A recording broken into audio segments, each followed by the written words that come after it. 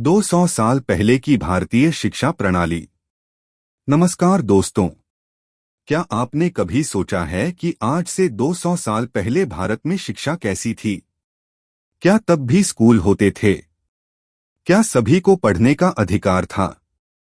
चलिए जानते हैं भारत की शिक्षा व्यवस्था का इतिहास। आज हम जानेंगे गुरुकुल, मदरसा, पारंपरिक शिक्षा और ब्रिटिश शासन के प्रभाव के बारे में। तो वीडियो को अंत तक जरूर देखें। गुरुकुल प्रणाली। आज से 200 साल पहले भारत में शिक्षा गुरुकुल प्रणाली पर आधारित थी। बच्चे गुरु के आश्रम में रहकर शिक्षा ग्रहण करते थे। यहाँ किताबों से अधिक जीवन मूल्यों, नैतिकता और ज्ञान को महत्व दिया जाता था। विद्यार्थी सूर्योदय के साथ उठते, योग करते, फिर अध्ययन में जुटते। वेद, ज्योतिष, गणित, आयुर्वेद और नीतिशास्त्र का गहन अध्ययन होता था।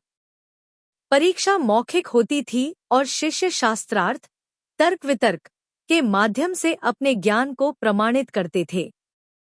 शिक्षा केवल किताबी ज्ञान तक सीमित नहीं थी, बल्कि छात्रों को आत्मनिर्भरता, अनुशासन और समाज सेवा की भावना भी सिखाई जाती थी। मदरसा शिक्षा प्रणाली।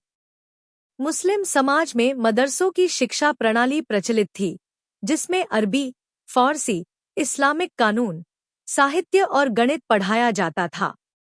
यह प्रणाली मुख्यतः धार्मिक शिक्षा पर केंद्रित थी और इसमें कुरान, हदीस और अन्य इस्लामिक ग्रंथों का अध्ययन कराया जाता था। पारंपरिक और व्यावसायिक शिक्षा। ग्रामीण क्षेत्रों में शिक्षा अनौपचारिक रूप से चलती थी। किसान, लोहार, बुनकर और शिल्पकार अपने बच्चों को पारिवारिक ज्ञान देते थे।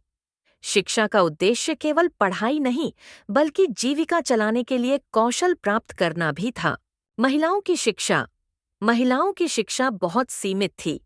उच्च वर्ग की महिलाओं को कभी-कभी संस्कृत और साहित्य पढ़ने को मिलता था, लेकिन अधिकतर महिलाओं को घरेलू कार्यों की शिक्षा दी जाती थी।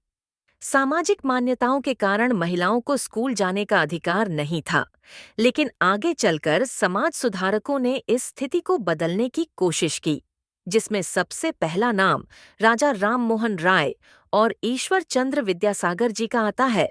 ब्रिटिश शासन और शिक्षा प्रणाली में बदलाव। 19वीं शताब्दी में ब्रिटिश शासन भारत में अंग्रेजी शिक्षा लेकर आया। 1813 के चार्टर एक्ट और 1335 की लॉर्ड मैकाले शिक्षा नीति ने अंग्रेजी भाषा को प्रमुखता दी। ब्रिटिश शासन ने स्कूल और कॉलेज स्थापित किए, जिससे भारतीयों को प्रशासनिक कार्यों के लिए प्रशिक्षित किया जा सके। नवजागरण और समाज सुधार। 19वीं शताब्दी के समाज सुधारकों ने भारतीय शिक्षा प्रणाली को नया रूप देने की कोशिश की। राजा राममोहन राय, ईश्वर चंद्र विद्यासागर और महात्मा फुले ने महिलाओं और वंचित वर्गों के लिए शिक्षा का मार्ग प्रशस्त किया। धीरे धीरे आधुनिक शिक्षा प्रणाली का विकास हुआ और भारत के लिए एक नए युग की शुरुआत हुई। निष्कर्ष। तो दोस्तों, यह थी 200 साल पहले की भारतीय शिक्षा प्रणाली। गुरुकुल, मदरसा, पारंपरिक शिक्षा, ब्रिटिश शासन और समाज सुधारों ने भारत की शिक्षा को बदल दिया।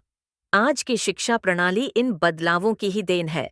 अगर आपको यह वीडियो पसंद आई हो तो लाइक करें, शेयर करें और हमें कमेंट में बताएं कि आप और क्या जानना चाहेंगे।